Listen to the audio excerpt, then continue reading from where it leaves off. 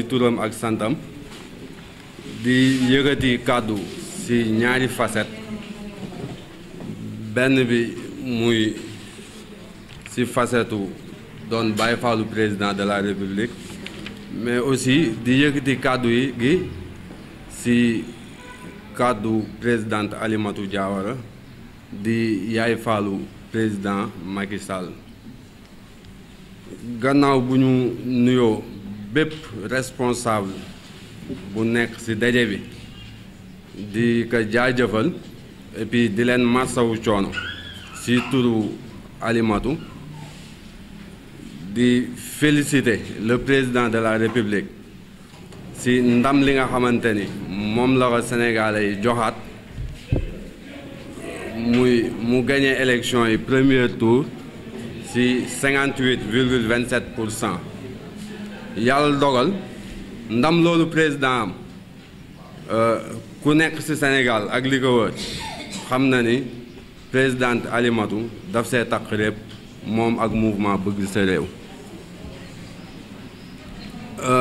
bi ñu comme li Ibou wax bi ñu jugee nekkee ci moment wu parrainage bi mu nekk mouvement boo xamante ni moom mi ko jiite newul Sénégal mais mu am fi ay éclaireur am fi ay jàmbaar yoo xamante ni jéggi na dayoo ba ñu indi parrainage bu ñu toll te parrainage la boo xamante ni président ak ñi koy saytul mën ñu see génne benn bu bon ñu am comme li Ibou wax 8496 parrains muy loo xamante ni du lu ndaw parce que docteur Cheikh Kanté bi ñu ko yóbbulee mouvement yi kuréel gi mu yoroon mu dayale mouvement yi nee nañ ñoom ñi ngi ci presque 450 mouvements soo jëlee 450 mouvements divisé ko par 104 239 yi nga xamante ni moom la Cheikh Kanté joxe kon ñun suñu mouvement représenté nañu presque 200 mouvements ci kuréel googu kon gàcce ngaalaama mouvement bëgg sa réew di fàttali le président de la République Macky Sall mi nga xamante ne mooy suñu fierté te moom la ñuy jàppale moom moo waxoon ne ku def lu rëy am lu rëy kon mouvement bëgg sa réew ak Alimatou Diawara def nañ lu rëy dañoo war a am lu rëy bi mouvement bi di nekk avant les élections présidentielles dañ doon wax mouvement bëgg sa réew ak Macky 2019 d'après réunion yi nga xamante ne mooy am ci panel bi ak li ñuy échanger tey jii mouvement bi nekk na mouvement bëgg sa réew ak président Macky Sall ba 2024 kon suñu compagnonnage ak président de la République ako lu sincère la lu dëgg la link bi ñu am ak la première dame lu dëggu la looloo tax mouvement bëgg sa réew amaat beneen engagement di renouveler confiance u ses militants pour que kenn ku ne ci gox bi nga dëkk nga muyee la maillot ba nga xamante ne localité ba fa nekk kay gagné localité yi ci élection locale yi ñu jëm day bokk Benno Bokk Yaakaar day nekk ak président de la République kon ñi ngi fas yéene le mouvement jàppalewaat président ci localité yépp pour que ki fa président tabb def ko tête de liste mouvement bi dina ànd ak kooku ba mu jeex tàq ba yóbbu kooku ba mu nekk maire mais aussi ñi ngi lancé appel ci ñi mouvement ñi président di teg ci localité yooyu parmi ci liste bi mouvement bëgg sa réew am ci ay conseil mouvement bëgg sa réew am ci ay représentants ak ay représentantes yu am doole ci liste bi ñuy lancer appel aussi le président de la République ci yar ak teggin ñi ngi koy lancer que ni moom moo waxoon te lépp lu mu wax dañ koy gëm parce que moom lañu àndaloon ku def lu rëy am lu rëy te dañoo def lu rëy kon mouvement bëgg sa réew bëgg nañoo gisanteeg président su noppee ci yi muy tabaat ci même occasion yooyu la ñuy profité di féliciter ñi nga xamante ni ñoom la président nommé ñoom ci ñoom la am yaakaar pour ñu dawal deuxième phase PSE bi ñu ngi leen di ñaanal confiance bi président am ci ñoom mu feeñ sur le terrain mi ngi leen ñu ngi leen ñaanal aussi confiance bi président am si ñoom askan wi gis seen bopp mais ñi ngi fàttali ki nga xamante ni ñu koy féliciter de passage si turu Alimatu muy le ministre Zahria Thiam tey moom moo yoroon microfinance Ndeye Sall le ministre Ndeye Sall Dieng aussi ñu koy féddali ñu koy féliciter si président confiance bi mu amaat si moom dénk ko femme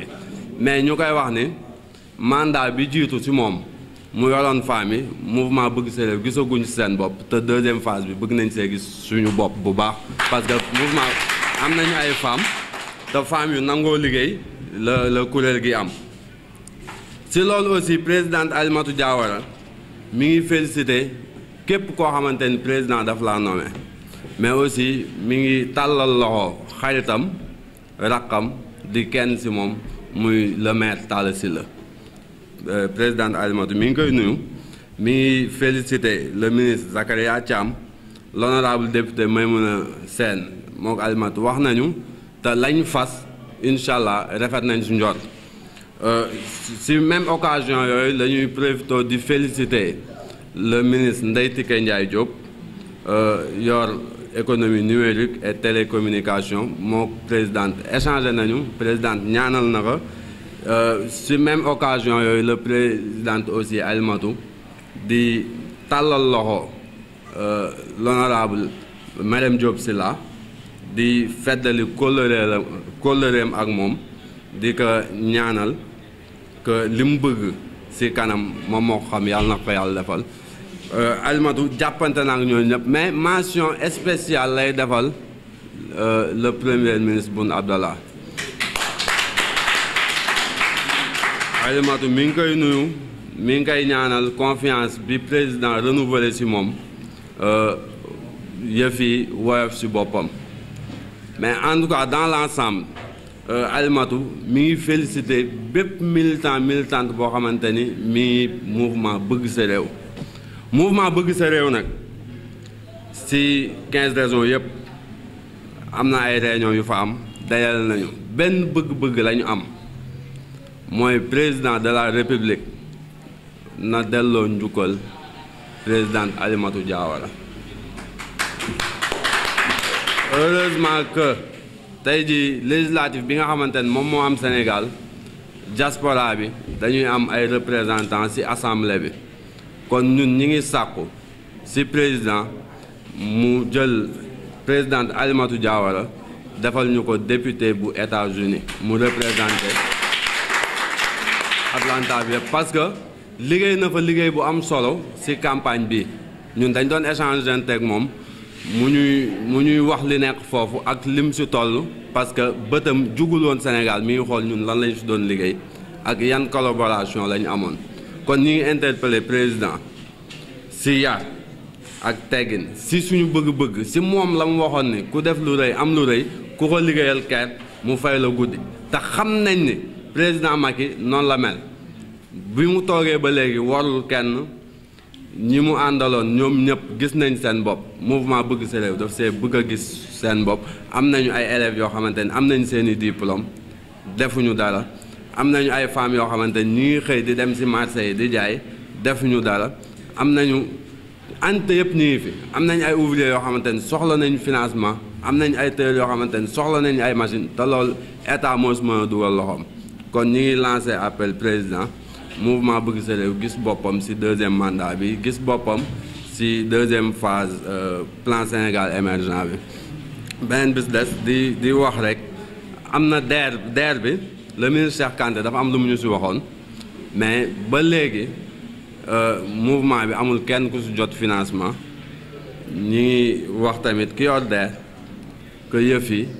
déposé nañ mais gisaguñu suñu bopp ñu ci profité di ko yëgal président de la République à travers la presse di gërëm ñëpp di sant ñëpp di remercier tout le monde. asalaamaaleykum mbooloo mi maa ngi nuyu ku ci nekk sa tur ak sa sant waaw di remercier tout le monde di kontaan ci seen ñëw waaw lii mooy bëgg sa réew moo wane ni nous sommes tous ensemble ndax ñoo ànd ñun ñëpp ci liggéey bi campagne liggéeyal monsieur le président de la République ba ñu mën a atteindre suñu objectif mooy sa réélection pour un second mandat kon nag ñu ngi kontaan ci loolu bu baax a baax di féliciter encore notre président bu baax ci sa réélection léegi nag ma leen di wax ni liggéey bi jeexagul day doog a door pourquoi parce que on a les élections à venir les municipales les législatives et la collectivité locale donc yooyu yëpp dañ see war a liggéey am ci Pastef takku ba dër comme ni ñu ko defee woon ci élection présidentielle yi pour président mën a atteindre li mu bëgg am majorité assemblée am ay maires yu doy ak ay kii chef de collectivité ci locales yi daal léegi nag ma bëggoon nag ñu gën a activer liggéey bi takku ba dëgër forme un bloc serein ndax ñun waa bëgg ci réew loolu moo ñu tax a jóg jàppale monsieur le président ba mu atteindre li mu bëgg yépp donc nag fas yéene ko gunge nag ba 2024 bu ko defee 5 ans yi mu dugg nii mu àggale ko ak sagom macha allah donc nag maa ngi nuyu suñu présidente Adja Alimatou Diawara moom laa war a dooree sax parce que moom ma war a lii lépp voilà c'est une femme battante une lionne nekk ci diaspora bi macha allah fournir lépp pour suñu président am ndam donc nag waa bëgg ci réew moom daal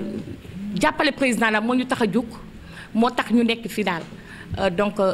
maa ngi remercier ñëpp di jaajëfal ñëpp nañu gën a am passé daal gën a takku bu ko defee nag ñu mën a avancer dem ci émergence totale pour les 5 ans voilà maa ngi nuyu ñëpp di sant ñëpp di gërëm ñëpp merci beaucoup. yàlla bi ñu duggee ci élection yi ba génn ci ak alhamdulillahi rabbil alamin suñu borom bi defit ñu am ndam loo xam ne lii ndam lu rëy la bett ñëpp parce que dañu yaakaaroon ne ñun bu ñuy am 51% la ñuy am wala 52% yàlla def ñu am 58,% bon nag loolu dañ koy sant yàlla toogaay bi nag li ko sababab li ko indi li naan ki waral lépp mooy Alimatou Diawara mooy suñu présidente mouvement nekk jigéen joo xam ni ku ci nekk ci ñun mën na seede yaatuwaayam ak baaxam ak seddam lépp nag ci fulla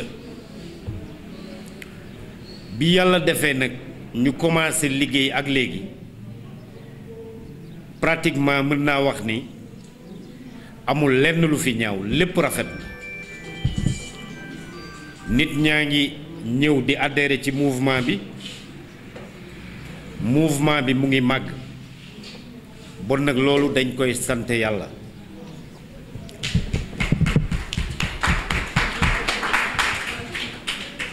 élection yi ñu génn nag nekkoon na ay élection yu metti ci ñëpp nag parce que biñ koy préparer xam nañ ni bii yoon élection dañ ni il faut candidat bu ne def parrainage ci parrainage bi ñu doon def mouvement bëgg sa réew def na 8496 parrainage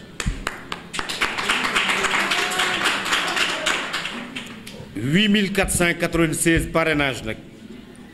dafa nekk loo xam ni peut-être que ñun li ñu liggéey sax rendre ñu ci compte mais nit nekk na fi député nekk fi directeur nekk fi ministre te deful ñun li ñu def parce que à commencer par Dakar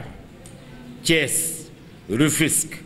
Bargny Sébikotane Thiès Xombol Tivaouane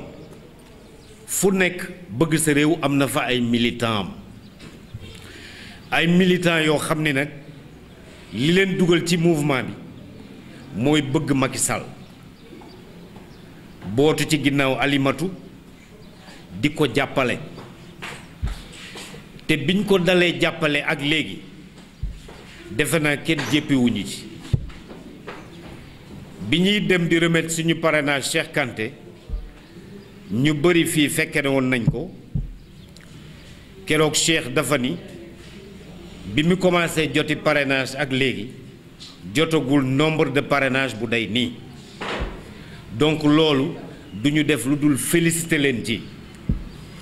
féliciter leen seen taxawaay ci élection yi féliciter seen taxawaay ci biir panel bi parce que mbooloo dafa nekk loo xam ne lii lu koy suuxat mooy tout le temps di waxtaan di bokk di yëkkatee ndoo di dóorandoo yàlla may ñu ay jigéen ñu nekk ci parce que jigéen ñi sax ñoo ëpp ci panel bi je peux dire mu nekk jigéen ñoo xam ni vraiment jigéen ñu jàmbaare lañu xool seen présidente li muy wax di ko sant di ko digale ñoom ci loolu la ñuy dox donc je peux dire que toutes mes félicitations aux femmes de Bëgg Sa Réew de par leur mobilisation leur fidélité envers notre présidente Alimatou Diawara